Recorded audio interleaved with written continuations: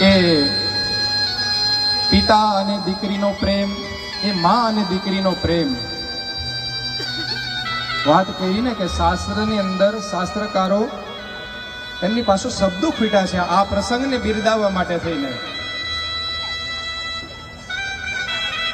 આ 5-7 મહિનાની મહેનત અને એ હર્ષ અને ઉલ્લાસ અને એની વચ્ચે એ હૃદયની અંદર ક્યાંક ઊંડાપણે આંસુ છુપાયેલા છે.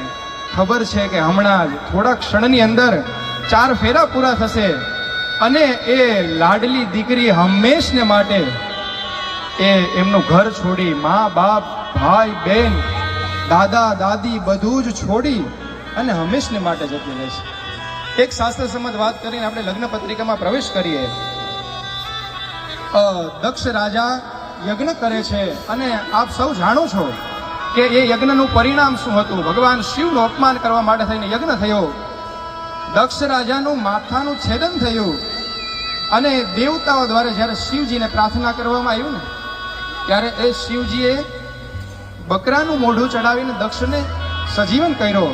ત્યારે દેવતાઓ પૂછે છે ભગવાન મહાદેવને કે શાસ્ત્રમાં તો શિવદ્રોહ છે, એમનો ક્યાંય સમાધાન જ બતાવવામાં નથી આવ્યું, તો તમારા સસરા થતા હતા એટલા માટે તમે દક્ષને ક્ષમા કર્યા?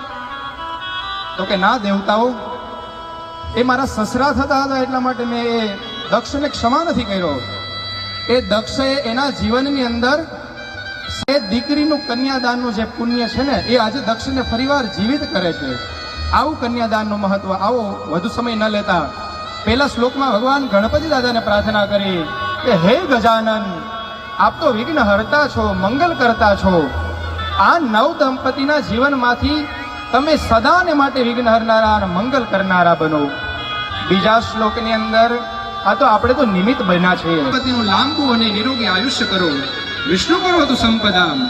વિષ્ણુ ભગવાન હંમેશને માટે એમના ઉપર કૃપા વરસાવે, ધન ધાનના ભંડાર ભેરા રાખે. હરો રક્ષુત ગાત્રાણી યસ્ય લગ્ન પત્રિકા. જેની લગ્ન પત્રિકા વચાય છે ભગવાન મહાદેવ સદાને માટે એમનું રક્ષણ કરે.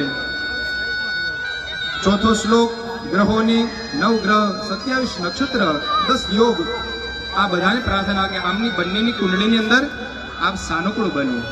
5મા શ્લોકની અંદર આ અકબરી પરિવારના ઈષ્ટ ભગવાન દ્વારકાધીશ ગણપતિ દાદા, કુળદેવી માં ખોડિયાર એ સદાન માટે આમનું રક્ષણ કરે.